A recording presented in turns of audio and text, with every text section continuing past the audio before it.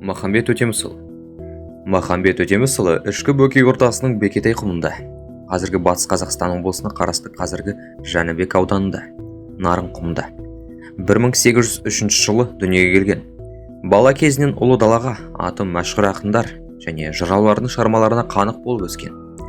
Заманына сай мұсылманша сауатын ашып, орыс тілімен қатар татар және араб тілдерін меңгеріп алды. Махамбеттің әкесі Өтеміс ықпалды билердің бірі болған. Старшина болып ел басқарды. Ондай қызмет Махамбетпен бір туған Тоқтамыс бек Мұхамбетке де бұйырған. Өтеміс Беріштің 19 биінің бірі болған. Аяқтығы жол, ауыздығы сөз бермейтін, орақ ауызды шешен би болған. Халық мүддесін жоғары қойған. Сол үшін билеуші топтарға ұнамаған. Одан текетірістер де болған. 1816 жылы сұлтан өз адамдарымен Өтемістің ауылын шапқан. Сұлтанға қарсы арызданғанымен одан еш нәтиже шықпайды. Керісінше, Өтемістің өзіне қарсы айыптар тағылды. Ақыры Орынборда қамауға алынады.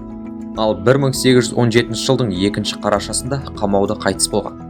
Осылайша Махамбет Өтемісұлы жастайынан әкесінен айырылып, анасының тәрбиесін көріп өседі. Өтемістен 10 ұрпақ тараған. Осы 10 ұлының ішінде Бекмұхамбет, Қожахмет, Сүлеймен, Қасен, Есмайыл, Досмайыл, Ыбырайым атты ұлдары Махамбеттің жанынан табылып, азаттық қозғалыстың белді қатысушылары болды. Жәңгір ханға да жақын болды. 1824-28 жылдары Махамбет Өтемісұлы Орынборда оқып жатқан Жәңгір ханның ұлы Зұлқарнайынның тәрбиешісі болды. Сол қалада тұрды деген мәліметтер де бар. Алайда Махамбет Зұлқарнайынның жанында ұзақ уақыт жүрмеген. Себебі 1834 жылы Бөкей ордасындағы саяси шиеленістерге белсенді қатыса. Тіпті сол жылы старшын болып тағайындалады. Осылайша Жәңгір хан Исатай бастаған азаттық қозғалыстың басты дым берушісі Махамбетке шен беру арқылы оның саяси көзқарастарын өзгертуді көздеген. Бірақ одан еш нәтиже шықпады. Оған дейін батыр Жәңгір ханның жақыны саналған. Алайда уақыт өте келе наразы халықтың жағына шығып, азаттық қозғалысты ұйымдастырушылардың қатарына қосылды. 1829 жылы Махамбет Өтемісұлы ішкі ордаға заңсыз өтті деген айыппен Калмыков бекінісіне 1 жылдай уақытта қамауға алынды. Алайда жаппай індет тараған кезде қашып шықты. Артынан әскери губернатор граф Сухтеленнің шемімен ақталды. Көтеріліс қалай басталды? Көтерілістің алғашқы қақтығыстары 1836 жылдың 24 наурызында Қарауыл Қожа Бабажанов пен Исатай Тайманұлы арасындағы қақтығыстан басталды. Алғашында Исатай Тайманұлы мен Махамбет Өтемісұлы Жәңгір ханмен соғысу арқылы емес, мәміле арқылы мәселені келісуге тырысты.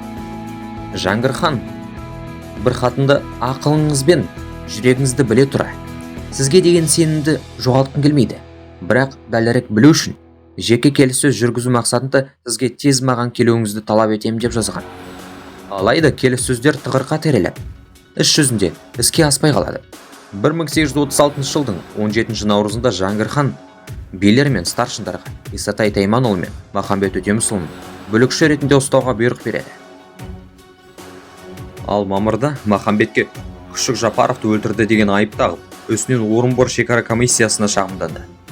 Бірақ комиссия Күшік Жапаровтың өліміне Махамбеттің де Исатайдың да қатысы жоқ екенін шешімге келді. Жәңгір ханға қарсы шықты. 1937 жылы көтерілісшілердің саны артты. Олардың Жәңгір ханға жақтастарына ғана емес, тікелей өзіне қарсы шықты.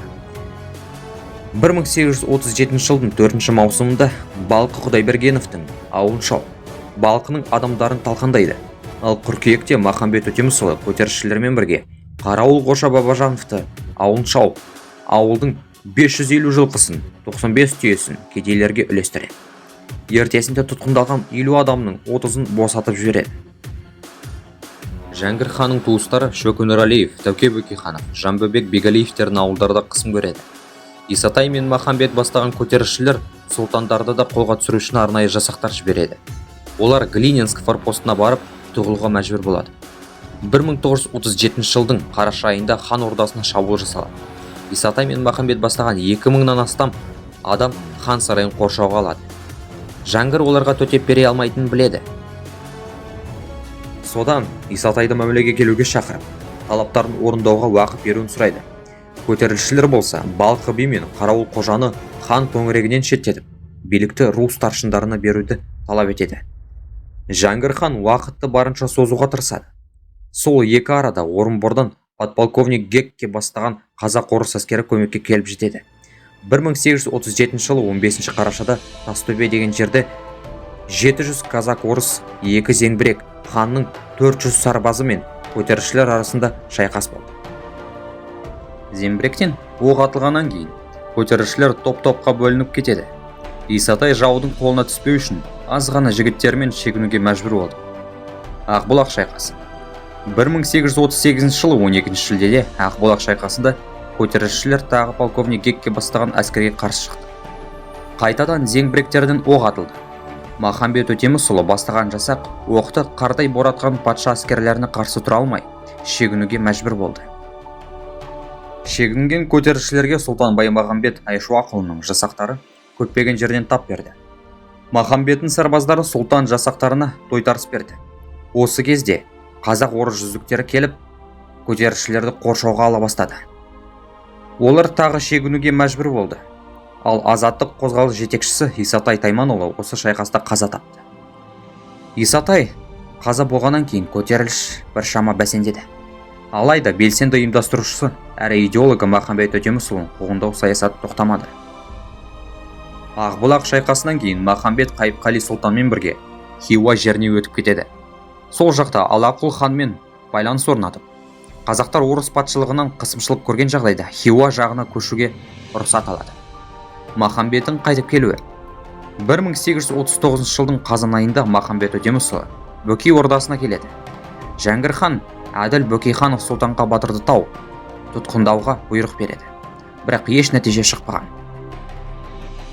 1840 жылдың желтоқсан айында Махамбет өз жасақтарымен бірге Беріш руының старшыны Ақтай Мұнаевтың 35 жылқысын барымталап, Орал арқылы Сарыкөл елді мекеніне қоныс аударады.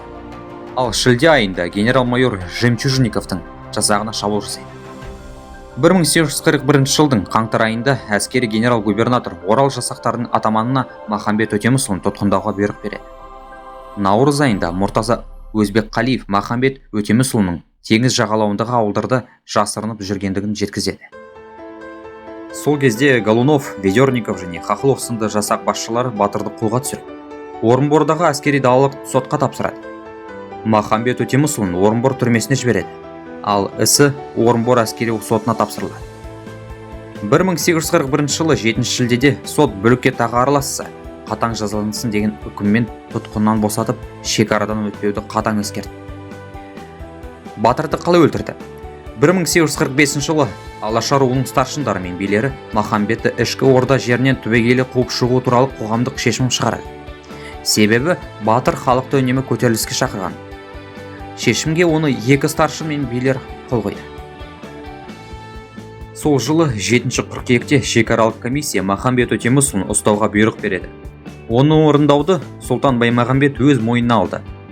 1846 жылдың қазан айында Айшуақ Махамбетті ұстау үшін Ықылас Төлеев, Жанберген Боздақов, Төрежан Тұрымов, Мұса Нұралин, Жүсіп Өтеулиев бастаған 20 адамды аттандырады.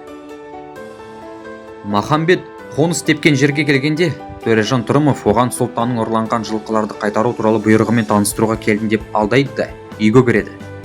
Осы сәтте Ықылас Төлеев пен Мұса Нұралиндер кіріп, жылқыларды қайтаруды талап ету арқылы жағдайды қасақана ушықтырады. Махамбет өзінің кінәсіз екендігін дәлелдегісі келді, бірақ үйге кіргендер оған жабылады. Ал Жүсіп Өтеулин батырдың басын шауып тастайды. Осыдан кейін олар Махамбеттің 8 жылқысы мен 4 түйесін қолды етіп, батырдың басы мен інісін сұлтанға жеткізеді. Баймағамбет сұлтан ісін мән-жайын шекаралық комиссияға түсіндіргенде, Махамбет Өтемісұлын кінәлі етіп, қаруды өзі бірінші болып кезенгенін және Төрежан Тұрымов бастаған адамдарды өлтіруге талпынғанын айтады. Махамбеттің өлімін анықтау мақсатында Редкин бастаған тергеу тобы құрылса да айтарлықтай нәтиже бермеді. Көтерілістің себебі. Исатай мен Махамбет бастаған көтеріліс патша үкіметінің отарлау саясатынан туындады. Әсіресе жер мәселесі қатты әсер етті.